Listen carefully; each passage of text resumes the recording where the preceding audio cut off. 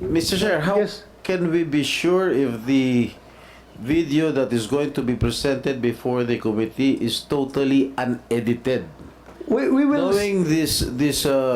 Knowing this person who has a lot of criminal records, Mr. Well, Chair. we will seek the expertise of the PNP Anti-Cybercrime Group. Your Honor, Your Honor, ay parang hindi naman po maganda yung sinasabi ni ni Senator Jinggoy Estrada patungkol sa akin. Para namang ako talagang hinuhusugahan, ako'y may kaso pa lang at hindi pa napapatunayan sa hukuman.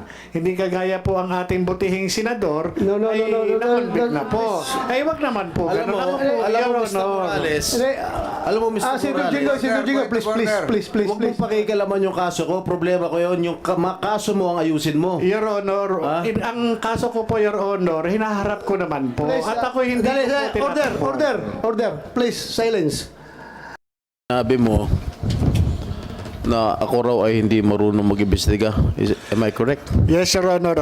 Yun po opinion ko bilang investigador dahil inaasahan ko po inimbita po ako rito as resource person. Alright. At mistula ako na ituring na akusado. I will have to respect your opinion, but my track record in investigating here in all public hearings will attest to it.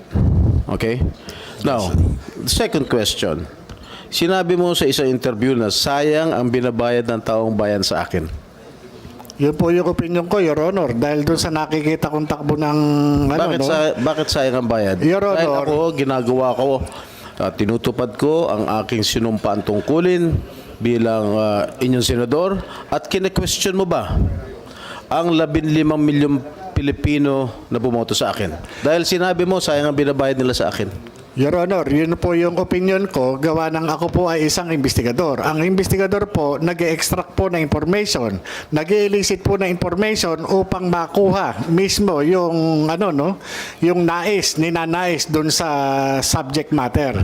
Kagaya po ng ginagawa natin ngayon. Ako po ay nagsasalita lang bilang sa aking opinion at bilang dun sa aking karanasan bilang isang investigador. Kapag ako po ay kaharap ng isang iniimbestigahan, talagang sinisikap ko po na makuha ko yung sustansya na kinakailangan patungkol po dun sa hinahangad kong resulta. Ako po, hindi po kailanman na namemersonal o kumakaladkad o naghuhusga sa pagkatao ng kahit na sino, lalo na yung mga naimbestigahan ko talagang mga kriminal. Yan ang opinion mo. Ito naman opinion ko. Okay. Meron akong kopya ng desisyon ng Civil Service Commission affirming the decision of PIDEA Director General Arturo Cacdac, finding you guilty of dishonesty, grave misconduct, and conduct prejudicial to the best interest of the service. The Civil Service Commission ruled that, and I quote, "It is undeniable, based on Morales' admission, that he concealed or distorted the truth about factual circumstance of the arrest of Chua and Miao.